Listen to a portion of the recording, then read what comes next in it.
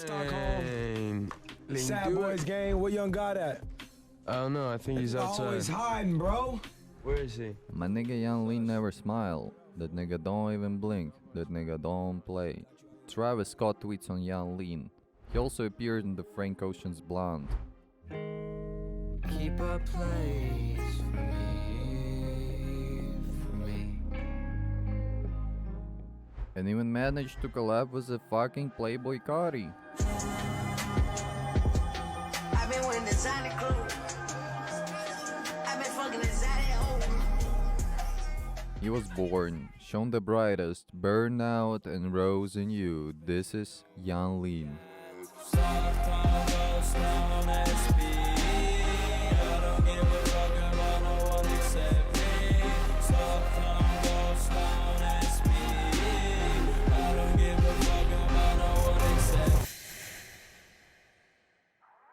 July 18th, 1996, in Stockholm, Sweden, Yonathan Aron Lindor Hastad was born in a family of writer, French translator, father, and a diplomat cultural activist mother who dealt with issues in various countries including Russia, Ukraine, and Belarus, where young Lindor and his family moved when he was only 8 months old.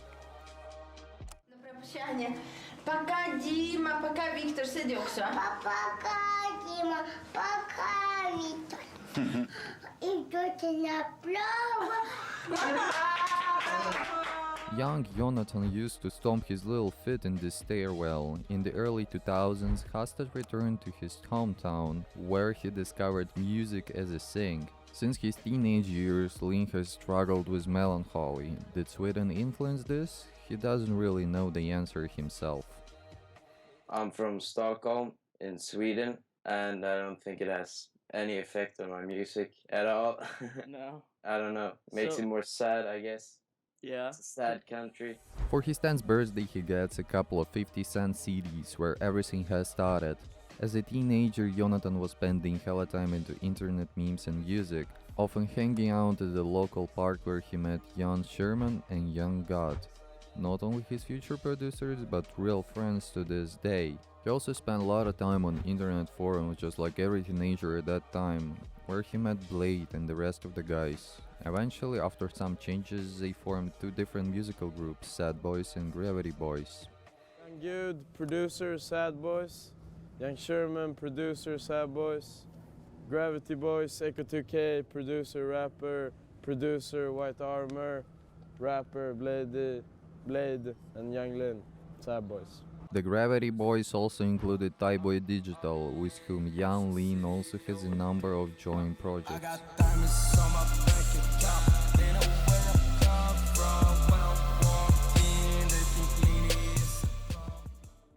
February 5th, 2013, in the depressed, snowy and harsh Stockholm, a bottle of Arizona tea and a sad goofy guy in a bucket hat mumbles monotonously on a dreamy bit about vodka.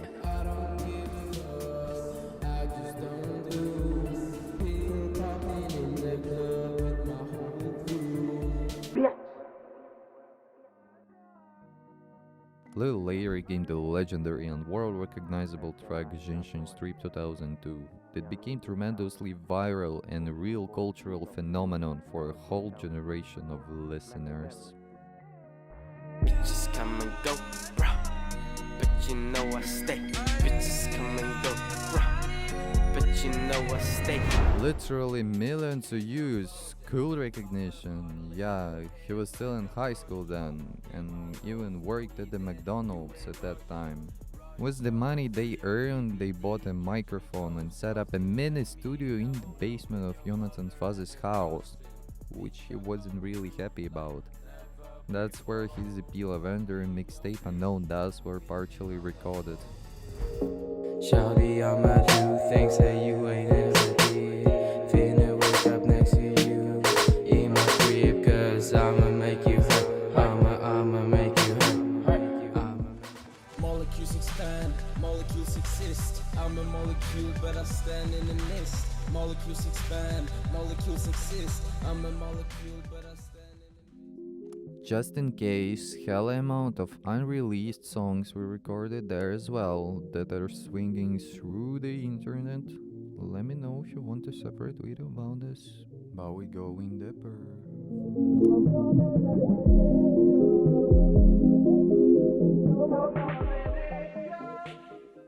In mid and late 2000s, all this murky, smoking, cloudy sound could be heard only in underground like Claudette, main attractions, or Metro Zoo.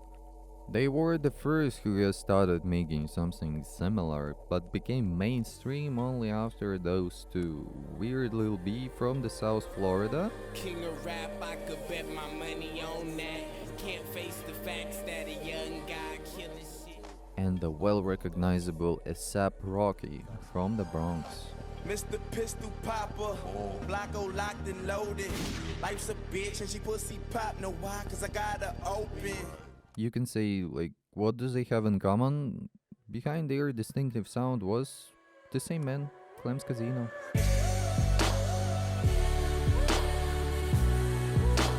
His beats are so dark and at the same time so enveloping and relaxed, perfectly fit their style.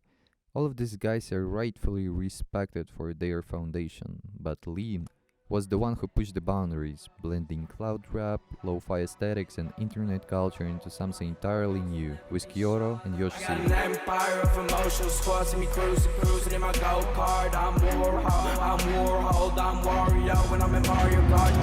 City we burn out, yo shit we burn it down. I guess it's my turn now, smoke loud, I'm a lonely clown. With a known memory, in 2014 it became clear this wave is no longer just a fashionable flair, but a real cultural code. He had already set a bar that many people had never reached. All the sights may be blinded. 5-star life, stay reminded. Lin continues to gain popularity and develop his music. After several performances in Sweden, Sad Boys announced their first major European tour, the White Marble Tour, in support of the Unknown Death mixtape, stir up interest in the yet-to-be-released Unknown Memory.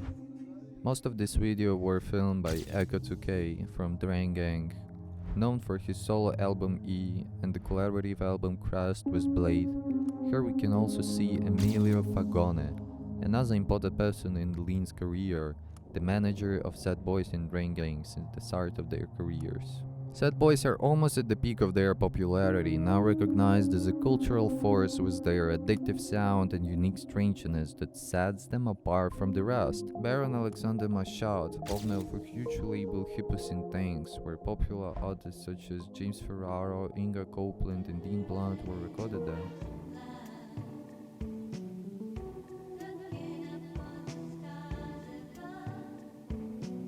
Alexander Machad noticed this and liked it very much. After the incredible success of the White Marble Tour in Europe, he suggested to collaborate and organize their next massive tours, but in America, the Black Marble Tour and the Unknown Memory Tour. But with the influx of such crazy popularity and success, huge amounts of money, drugs, and absolute freedom of action appeared. Their manager Emilio Fagone acted as a father figure, trying to control their lifestyle, being responsible for Sad Boys' live performances. Jan Lean's stage name comes from his given name, Yonathan Lindor, but it can also be seen as a reference to lean as a codeine syrup, though he denies that connection. But by his own account, while in Miami, he was heavily addicted not just to lean but also to Xanax, weed and cocaine, often mixing them daily. This made him slip into disturbing characters that were really hard to escape.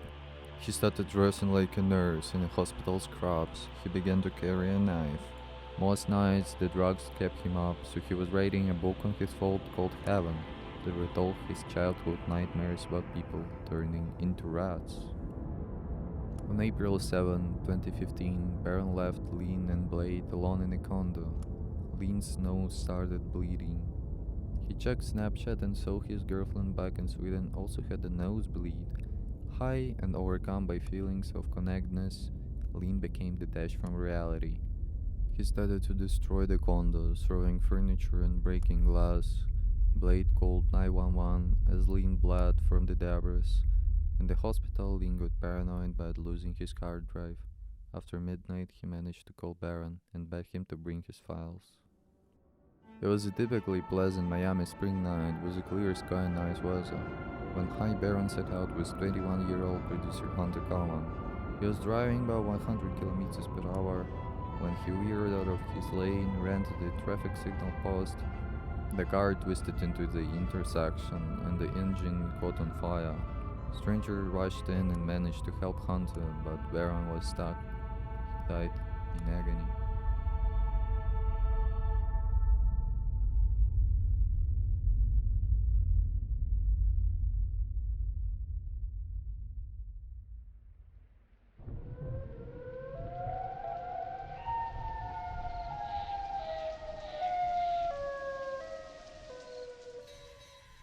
While God was finishing Warlord, no one knew if Yonathan would come back to music at all. November 15, Hoover debuted. Fattest bag around town the law. What I don't fuck with saddest front around town the dogs hit the bucket on me back. Filled with white light sword in a drawer on me. Leave my body in the night wake up with some liquor on me. Starboy announced that Warlord would be released the following months to be supported by international tour. But just a few weeks after the announcement, a different and very raw version of Warlord appeared on Spotify and pre-order on Amazon and iTunes. Its full title was Warlord. This record is dedicated to the memory of Baron Alexander Mashad. The person who uploaded that album was Baron's father, Stephen Mashad. According to business documents, he was an equal managing partner in Hippos and Tanks. Reached by a phone, Steven says he believed he was within his rights to release the Warlord demos because he helped fund their creation. I wanted that album out to remember Baron, he explains, expressing frustration that Lean had flown home before Baron was buried. Lean's team was predictably unhappy about the release. But then, I heard God talk to me. Steven, they are evil. If you reverse evil, you live. There is nothing good about Lean. Young Lean worshipped the darkness.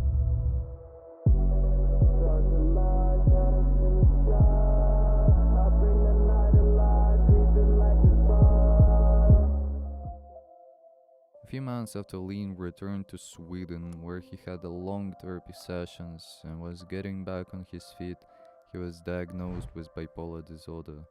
He took a job at a factory with Sherman Blade and Waitama on assembly line manufacturing shampoo. It was pretty nice, as he said. It's like Low Reed. After he did some tours, he went home and worked in his dad's factory. You can't always be on top, you know? During the slow return to normal life, he also grew closer to his father. Back in the day, we used to fight all the time, as he mentioned. He also calls Blade an angel for helping him a lot when he was overdosing. If not him, he could be already dead by this moment. He loved Baron so much, and Mashad is one of the most blessed guy he has ever met, but he says there is a limit to his memory and Kofa talking about it.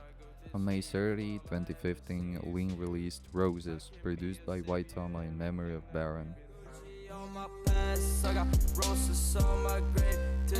Too many voices, I can hear what they say. After a year of therapy, a music video for Miami Ultras was released, which has such a terrible story behind it. Drop this top, roll like a rock and roll to the top. I don't give a. If everything that happened in Miami were just our fantasies, I guess, like we could look back at a pretty much fun time, but it went just shit, young Sherman says. I'm blessed to still be alive. I could have died, for sure. Young Lean is equally blunt. After everything that happened in Miami, Yonathan was able to return to music, but it had changed forever. Sticks and stones in my body. I close my eyes, I want to leave my body. I feel like I'm dying. Close my eyes. In 2016, Yonathan released his debut album Psychopath Ballads under his alter ego Yonathan Lindor 127, later changed to 96. Another character created by Yonathan who is filled with his accumulated and genuine sadness. And this was followed by Stranger in 2017, already from Yan Lin, who had resought all his views on music at all. It was a very powerful and emotional work from Yonathan, which became a favorite among many of his fans. Ice dropping, red bottom sky, intrigued by the moment, look like she know why. Stranger was followed by the mixtape Poison Ivy, which seemed too weak to be considered as a full-fledged studio album. I see it as Lin was trying to find a balance between two different ideas, but in the end, he was unable to realize either of them.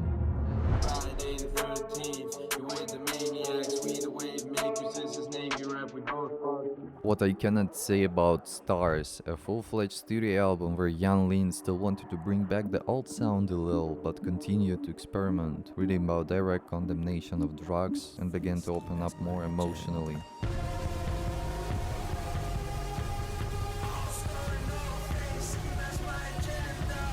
Liquid knives, check the price, live like no tomorrow. I'ma slide, let it ride, get a chance to spot though. I'ma take what you have if I ever go broke. I'm forever in the club, you forever go. At some point, it feels kinda that his music replaces conversation with psychologists for him, which has helped many of his listeners. Yan Lin became closer to his fans. He was always genuine and did not follow any trends or commercial sounds. Listen, like, I care about my fans, but if I would make the music for them, my music would suck. And that goes for any artist. Everyone makes music for themselves, unless you're like Drake, maybe. Let me also say a few words about one of his latest works, Stardust, which personally I liked a lot, but he received not that much attention on the release.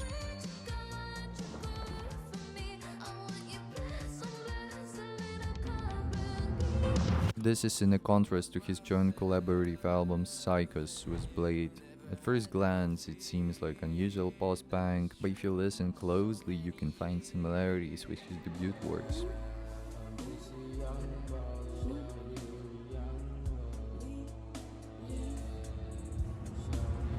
Yonathan Lindor didn't stop at Psychopath Ballads at all. His discography includes 4 full-length albums and 1 EP, which by the way is very underrated. Also gotta mention Dean Blunt's role in Yonathan's post-therapy work, who is featured on Zushi.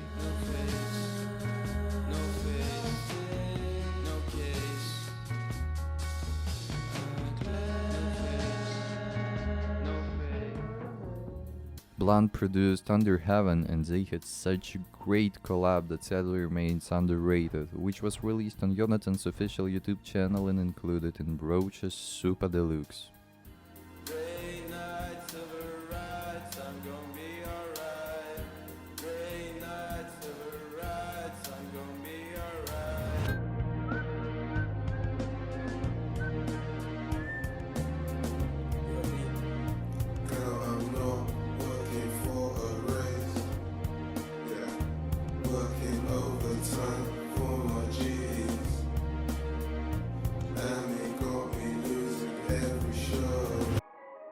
It is also crucial to mention his third project, Mark, which was created at the beginning of the Starboy's career. It's a post-punk band where Yonathan sings in a sultry Swedish over lo-fi shoegaze guitars. It's definitely worth exploring, as Mark played a key role in fighting himself.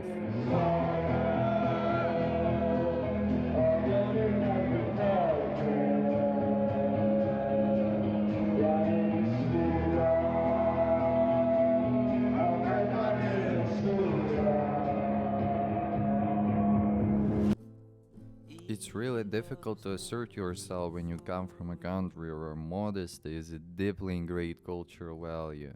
We have this very strong idea of just keeping quiet, being helpful, and taking exactly what belongs to you, preferably a little less. 21 people in Sweden will be like, my life is over and I'll just work for the rest of it. So being in America, where everything was so different. Once you do get to the US and someone meets you at the airport, gives you money, gives you drugs, we go too crazy. Yonathan currently resides in his tranquil homeland. And to me, Stockholm is much more peaceful and quiet, and I kind of need that. Where he engages in painting, clay sculpturing, boxing, and even writing film scripts, including one based around Swedish serial killer John Ausonius, best known as a Laser Man. Recently, he dropped a book called 256GB, which contains a huge amount of photos from his personal life. On March 1st, he gave a large-scale concert at the Beach Arena with his whole crew for more than 10,000 people, which I was lucky enough to attend.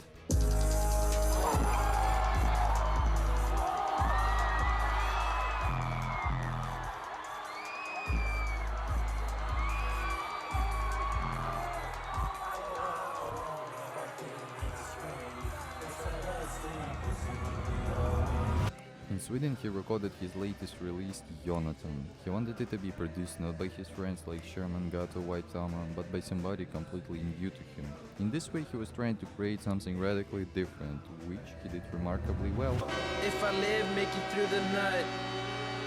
I know God is right by my side. Gave you a ride, something to live by. Please make it out alive. Don't fall for the simple cause. Devils in the fall, just stand tall through the winter storm. Moon children snowborn.